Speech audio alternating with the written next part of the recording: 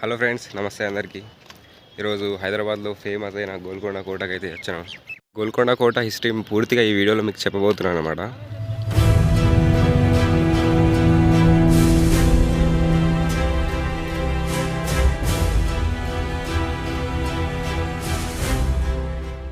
యాక్చువల్గా అయితే ఈ కోట 10వ శతాబ్దానికి చెందింది. ఎవరైతే కాకతీయులు మొదటి రాజవంశానికి చెందిన వారు ఈ కోటను నిర్మించారని చరిత్రకారులు చెప్తున్నారు.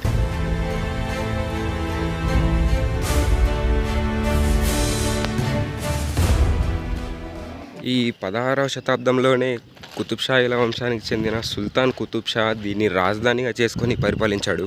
మీ అందరికీ తెలుసు, ఈ కుతుబ్షాహీల వంశంలోనే గోల్కొండ రాజ్యం అనేది వజ్రాలకి చాలా ప్రసిద్ధిగా చెందింది.